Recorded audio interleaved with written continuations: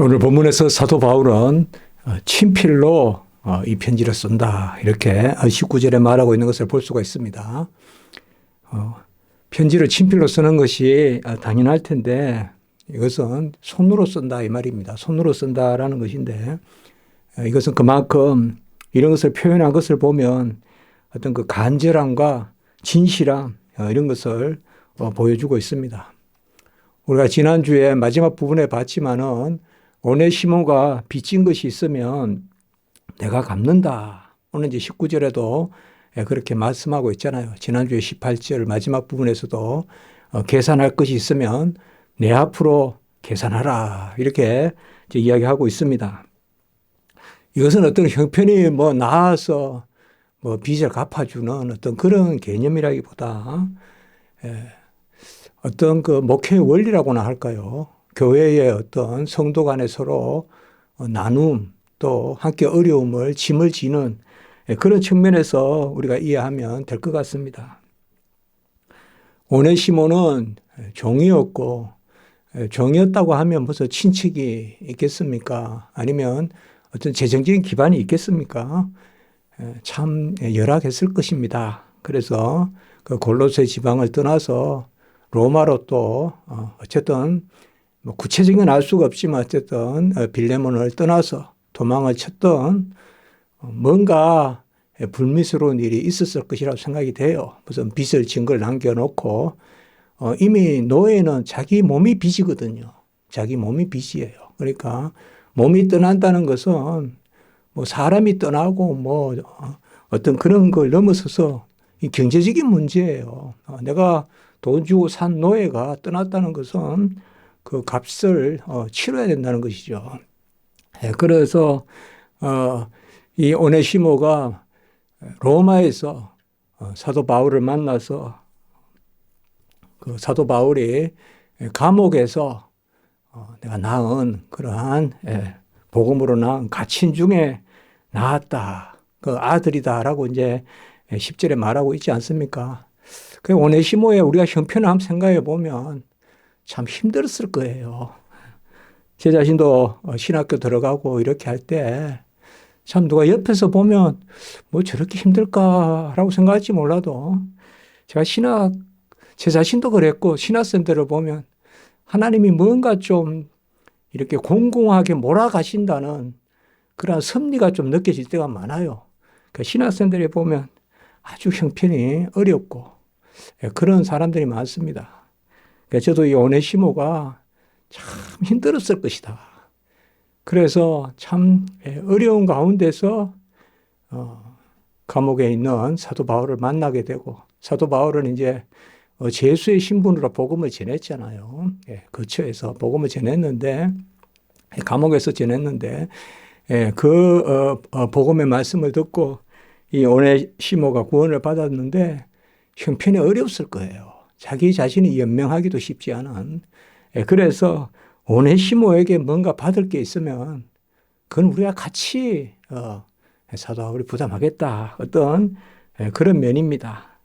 참 이제 오네시모가 구원을 받고 또 오네시모를 내 전도인으로 그래서 나를 돕는 자로 마가와 누가나 아리스다고나 이런 사람들과 같이 나를 돕는 자로 내가 이 오네시모를 사용할 텐데 그런 이야기를 하고 있는 것입니다. 우리 주님께서도 보면 겉옷과 속옷을 나누라. 그리고 오리 가자면 심리 가라. 길을 동행해 주고 또 옷을 나누고 그런 말씀들을 많이 하고 있죠. 구약 때도 보면 이 안식 일 개념 혹은 안식년 개념 또 신년 개념 이런 것들이 크게는 하나님의 그러한 규범이지만은 가장 사회의 끄트머리 상까지 이 원리가 가닿았거든요. 그래서 그때는 땅도 쉬게 해주고 그리고 집안에 있는 권내에 있는 그러한 열악한 사람들 종들, 나그네들 이런 사람들 쉬게 해주라 이런 개념들이 있습니다. 그래서 복음은 우리의 영혼을 살리지만은 이 영혼을 살리는 복음이 삶의 영역의 끄트머리까지 가닿는 그런 것을 우리가 볼 수가 있습니다. 아프리카에 가보면 일찍 그 복음이 전해졌어요. 그곳이. 뭐 아프리카에 우리가 뭐 북진 정책, 뭐 동서 정책, 그 역사에 많이 나오지 않습니까? 그래서 영국 또 프랑스, 독일, 네덜란드 뭐 다 그거 쪽에 막 영역별로 서로 식민지하지 않습니까? 근데 그들이 다 기독교인들이잖아요. 다 기독교인들이에요. 네. 그때가 대체로 종교개혁기하고 겹쳐요. 네. 종교개혁을 이제 막 끝내고 사실 지리산 발견이 15세기 말부터 시작되잖아요.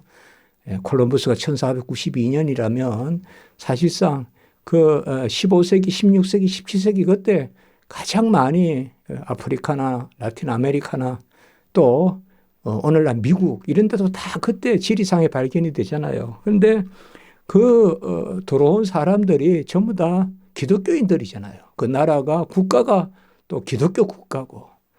그런데 그들이 좋은 일들도 많이 했겠죠. 그렇지만은 아프리카 같은 데서 노예 제도가 생기지 않습니까?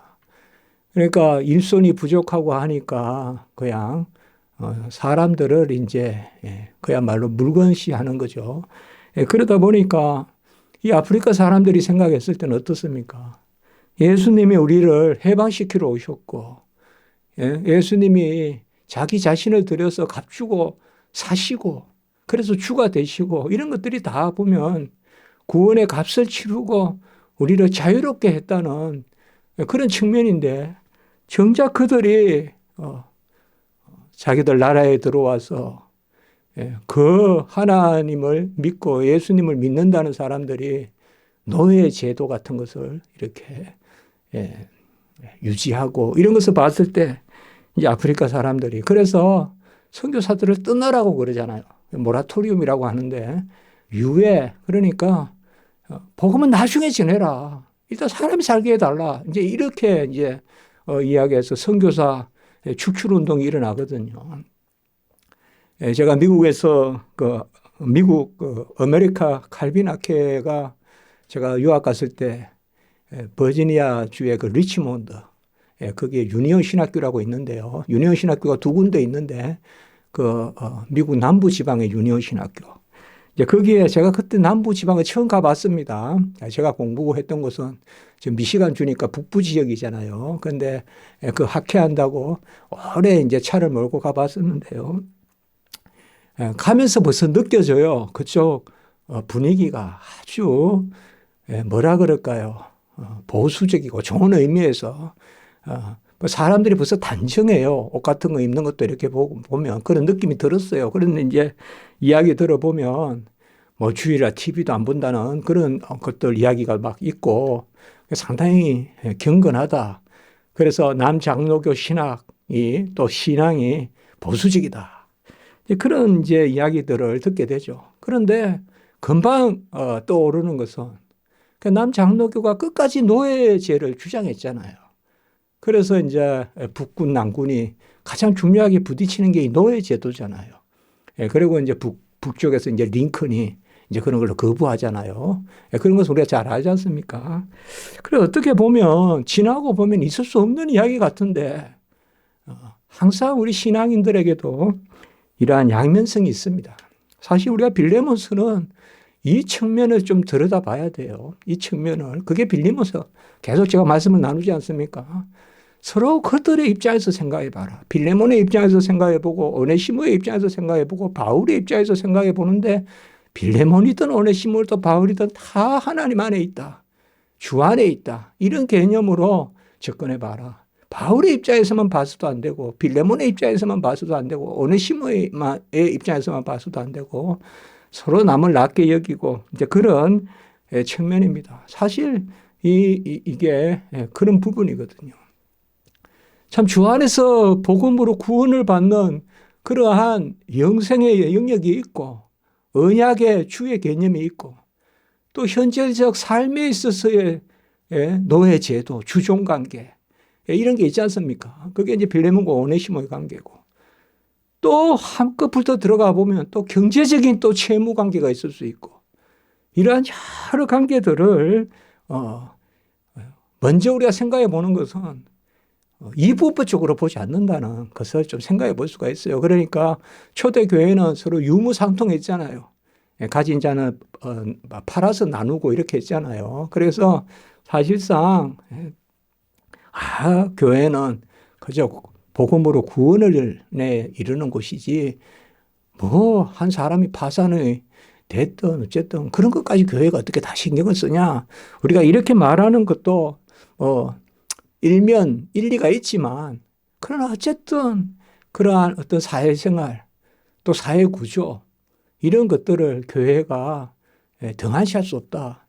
같이 그것을 바라봐야 된다는 것을 오늘 우리가 생각해 볼 수가 있어요. 그런데 이것이 끝이냐? 이게 본질은 아니다 이 말이에요. 오늘 19절의 후반부 보면 내가 이에 내 자신이 내게 비친 것을 내가 말하지 않겠다. 이 말은 뭔가 하면 지금 이제 사도 바울은 먼저 오네시모가 빌레몬 너에게 뭔가 계산할 게 있고 좀 빚진 게 있으면 내 앞으로 해놓으라 이렇게 했어요. 내가 갚겠다. 지금 오네시모는 아무것도 할 수 없다. 돈도 없고 뭐 아무것도 없다. 우리가 교회에서 우리가 그것을 같이 우리가 짐을 지겠다. 이제 그렇게 본다면 그게 다냐? 바로 19절 후반부에서는 빌레몬 너는 나에게 빚진 게 없느냐? 이렇게 이야기합니다. 자, 빌레몬이 네가 나에게 빚진 것은 말하지 않겠다라고 하는데 빌레몬이 빚진 게 뭘까요? 이것은 뭐 말할 나위도 없이 복음의 빚이겠죠. 복음의 빚. 사도 바울이 오네시모를 갇힌 가운데 낳은 자다, 낳은 아들이다 이렇게 불렀다면 빌레몬은 3차 선교 때 그 에벤도 두라노 서원에서 날마다 2년 동안 강론했잖아요. 그때 이제 주변에 골로새 다 에베소 근처에 있는 도시니까 그때 아마 복음 전도가 되지 않았나라고 보고는 거거든요. 그래서 이제 가정교회가 형성되고 골로새 에베소는 다 우리가 보통 자매 교회 이렇게 생각하거든요. 그렇다면 사실상 이제 사도 바울은 빌레몬에게 이걸 상기시키는 거예요. 빌레몬 너도 사실 나에게 빚진 거 있다. 그런데 그 빚은 어떤 세속적 신분 관계의 빚이 아니라 하나님의 자녀가 되는 그러한 복음을 내가 너에게 전하지 않았느냐. 그것에 대해서는 내가 말하지 않겠다. 이렇게 이제 이야기합니다. 사실상 이게 뭘까요?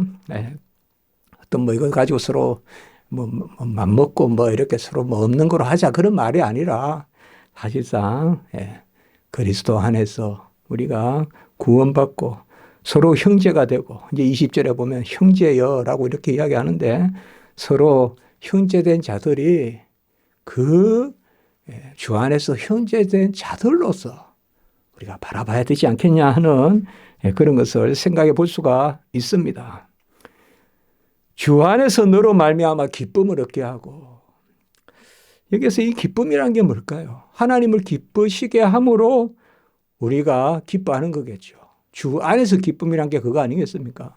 그러니까 주님의 뜻에 그것은 뭐 우리가 기쁨의 근원이 되는 것이 아니고 주님이 기쁨의 근원이 되는데 주님께서 우리의 기쁨이 근원이 되고 또 주님을 기쁘게 하는 일로 우리가 서로 기쁨이 돼야 되지 않겠냐. 이제 이렇게 보면 사도 바울은 이제 주 안에서 우리가 서로 형제를 용납하라. 성경에 나오지 않습니까? 주 안에서 용납하라. 주 안에서 받아들여라.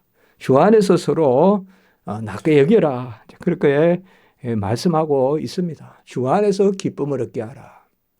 그러니까 하나님의 뜻을 헤아리라. 하나님을 기쁘시게 하는 자리에 서자. 그리고 그리스도 안에서 평안하게 하라. 20절에요.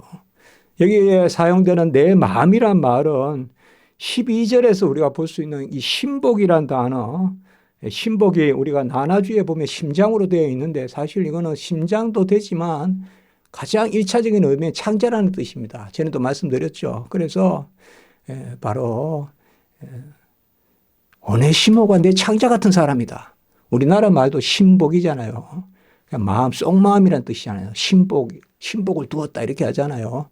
그런데 원어로는 창자라는 뜻. 여기다 보면 그 말이에요. 지금 내 마음이 그리스도 안에서. 그러니까 뭐 다른 단어도 있거든요.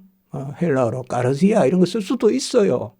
내 마음이라고 쓸 수도 있는데 여기도 똑같은 스플링크스라는 단어를 쓰는데요. 스플링크논이라는 단어를 써요.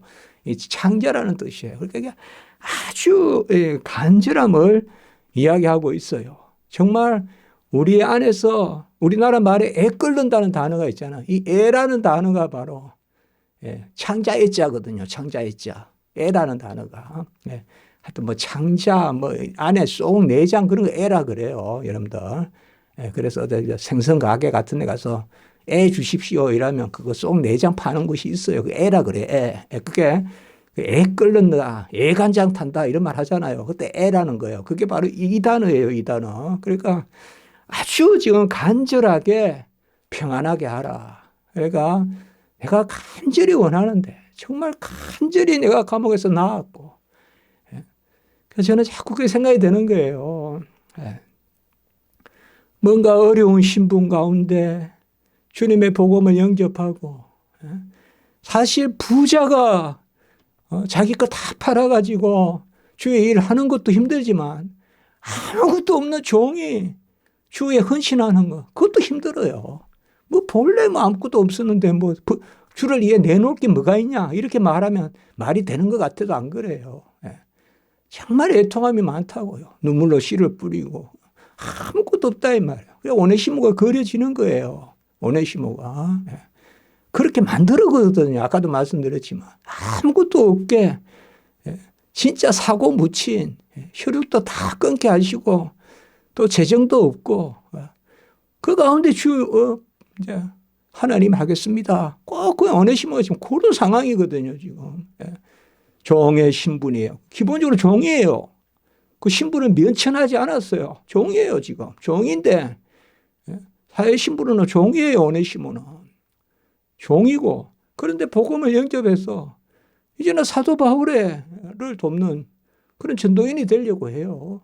그런 가운데서 아주 절실한 그것을 볼 수가 있어요. 21절에 보면 내가 순종할 것을 확신하노니 이 순종 히파코의 순종이라는 것은 역시 이것은 뭐야? 성령의 역사죠. 성령의 역사인데 내가 말한 것보다 더 행할 줄을 아노라. 자, 여기서도 저는 간절함을 느껴요. 제가 아까도 말씀드렸다. 여기서는 지금 사도 바울은 내가 친필로 쓴다. 내 애간장이 다 탄다. 그 다음에 내가 지금 말하고 있지만 더 크게 할 것이라고 내가 믿는다. 확신한다. 이런 게 뭘까요? 성령의 역사거든요. 성령의 역사. 이것은 뭐 더 부담을 주는 것이 아니라, 뭐 이만큼 달라면 더 줄 줄 믿습니다. 뭐 그런, 좀 더 줄 거죠. 그런 어떤 그 셈법이 아니라 성령의 역사. 성령의 감화로 순종하면 넘치는 순종에 이르게 하는 그 역사를 사도 바울은 아는 거죠. 이걸 또 훈련시키는 거죠. 이런 훈련을 시켜야 되지 않겠어요. 주의 종이 맨날 따지가지고 할 수 있는 것만 하고 매일 그냥 따지기만 하고 그렇게 해서 안 된다 이 말이에요. 하나님이 하시면 넘치게 한다 이 말이에요. 합력하여 선을 이루고. 너무 주의 종들이 따지면 안 돼요. 주의 종들이 더 따져요. 더 따져. 그렇게 하면 안 된다 이 말이에요. 계산은 세상 사람들이 더 잘하지. 교회 일꾼시킨 게 무슨 계산하라고 교회 일꾼시킨 게 아니잖아요. 그 가룟 유다가 계산하는 거지. 하나님이 일을 하는 사람은 아멘하고 하는 거잖아요. 그러니까 내가 이 일을 너에게 건면하노니 이 일을 네가 성령의 감동으로 감화로 감당하면 더 큰 역사가 일어날 거다. 네가 이 오네시모를 용납하고 네가 그것을 받아들이고 하면 그 이상으로 하나님이 베푸실 것이다. 그런 의미에서 더 크게 행할 줄을 아노라. 그 저는 빌레몬서를 옛날부터 읽을 때 조금 깔아앉은 여기 무슨 뭐 이신칭의의 복음이 있는 것도 아니고 막 그런 거 있잖아요. 빌레몬서에 근데 이번에 이렇게 제가 새벽 예배 때 이렇게 말씀을 준비하면서 이 빌레몬서가 참 이 뜨거운 그러한 성령의 감동 그리고 가장 그 인간관계를 정말 애끓게 결국 사람을 살리는 거 아닙니까? 사람을 일꾼 세우는 거 아닙니까? 주위에 일어나는 게. 그렇잖아요. 무슨 빌딩을 짓는 게 아니잖아요. 무슨 건물을 하나 짓는데 몇 년 계획을 잡아가지고 이게 아니라 이 오네시모 한 사람을 세우는데 이렇게 열성을 다하는 그것을 이게 상당히 회개도 제가 회개도 많이 되고 이 말씀을 준비하면서 이제 그런 생각이 들더라고요. 그래서 이웃의 가난한 사람도 둘러봐야 되겠구나. 제 마음에요. 이 서초동에 가난한 사람, 가장 가난한 사람. 우리 교회는 가진 게 많이 없으니까 가장 가난한 사람이라도 도와보자 하는 그런 마음도 좀 가져서 봤습니다. 또 기도해야 하겠지만은요. 그래서 사실 이 21절 이런 말씀은 지금 이게 주의 종이라 이 말 사도 바울이. 주저주저 하면서 지금 인간 대 인간으로 건면하는 게 아니라 성령의 감동으로 건면하는 거라 이 말이에요. 하나님의 역사다. 순종해라. 용납해라. 받아들여라. 그러면 더 크게 하나님이 베푸실 것이다.